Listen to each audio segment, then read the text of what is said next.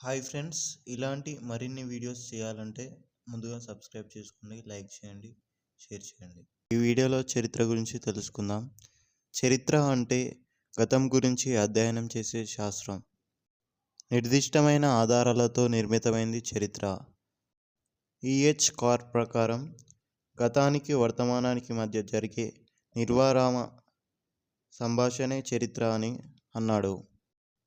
చరిత్ర అనే పదం హిస్టోరియా అనే గ్రీకు పదం నుంచి ఉద్భవించింది. హిస్టోరియా అనగా అన్వేషణ, పరిశోధన అని అర్థం. చరిత్ర సామాజిక శాస్త్రాలకు తల్లి లాంటిది. చరిత్ర పితామహుడు హెరోడోటస్. భారతదేశంలో మొదటి చరిత్రకారుడు కలహానుడు. ఇతను కాశ్మీర్ దేశ చరిత్రను ఒక క్రమపద్ధతిలో రాజతరంగిణిలో వివరించాడు. చరిత్రకు ముఖ్యమైన ఆధారాలు: శాసనాలు, నాణాలు, కట్టడాలు, స్వదేశీ విదేశీ గ్రంథాలు. శాసనాల గురించి అధ్యయనం చేసే శాస్త్రాన్ని ఎపిగ్రఫీ అని, నాణాల గురించి అధ్యయనం చేసే శాస్త్రాన్ని న్యూమిస్మెటిక్స్ అని అంటారు. శిలాయుగం, మధ్య శిలాయుగం, నవీన శిలాయుగం.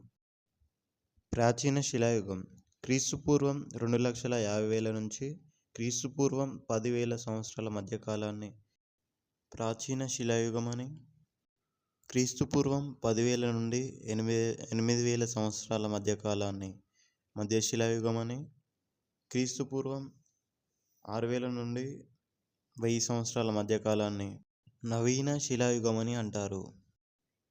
ప్రాచీన శిలాయుగాన్ని ఇంగ్లీష్లో పాలియోలిథిక్ యుగం అంటారు.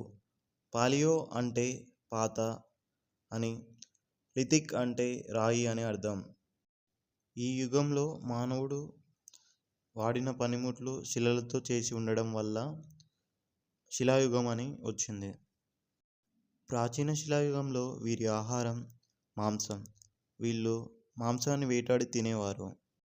ఒక చోటు నుండి మరో చోటుకు వెళ్ళి గుహల్లో నివసించేవారు. మధ్యశిలాయుగం. మధ్యశిలాయుగంలో మానవుడు నిప్పును కనుగొన్నాడు. దానితో పాటు ఆవును, మేకను, కుక్కలను మరియు మొదలైన జంతువులను ఎంపిక చేసుకొని వ్యవసాయం చేశాడు.